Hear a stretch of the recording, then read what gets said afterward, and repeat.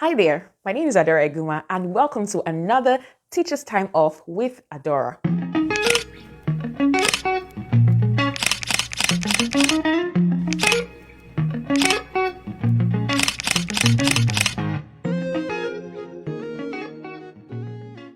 I have a question for you. Do you know why you take data from your students? And if you do, what kinds of decisions do you make with the data that you've taken from your students or you've taken in your classroom?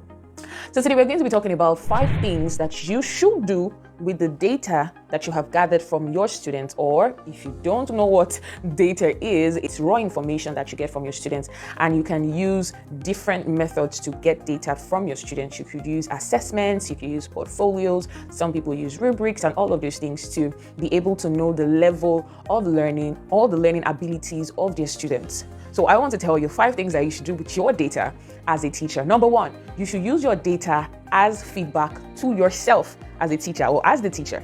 You should use data as a form of feedback to yourself. Why? To improve your instruction. So you are teaching in a class or you are delivering content and all of those great things that you do, but you also want to know if those things are effective in the context of learning for your students. So you want to know if your instruction is effective and even useful for your students.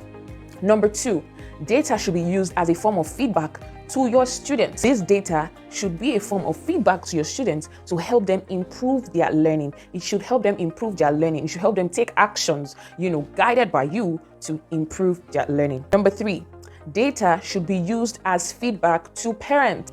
So you need to give data to parents as well to help them know the level of learning of their children so that they know where to come in, they know how to step in, they know how to help their students. Because you are giving feedback to your students, you're telling them take action.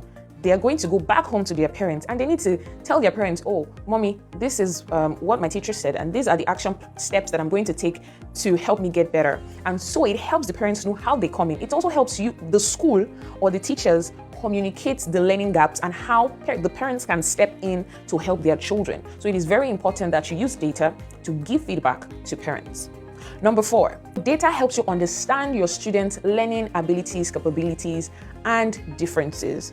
Right? It helps you know what your students know. It helps you know how your students learn. It helps you know what best methods to use in the classroom to help your students learn better. So it is important that you use data that you have gathered from your students to help them to know how to learn better, to help them do better, because now you are aware of their learning levels, you are aware of the differences in your classroom, so you can begin to bring differentiation in your classroom and all of these things. So you can use data in that way. And finally, you can use data to track your students' learning achievement. I remember that there was when I was teaching in primary 5, I was teaching in primary 5 and I had my score sheet. So apart from the score sheet of the school, I had my personal score sheet that I used to track my students' learning over the session. So from first term, second term, third term, I have their score sheets. And so first term, I'm looking at their scores in a particular subject and I'm saying, okay, this child did better. This child did not do better.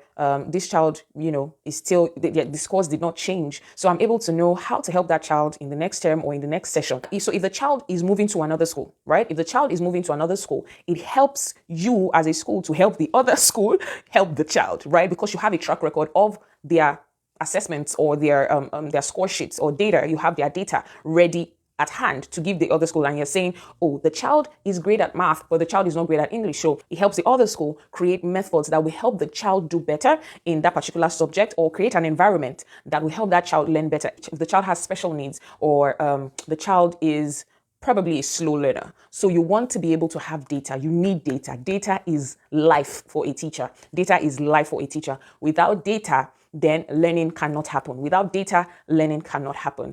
I hope I've been able to help you this week, and I hope to see you very, very soon. Bye-bye.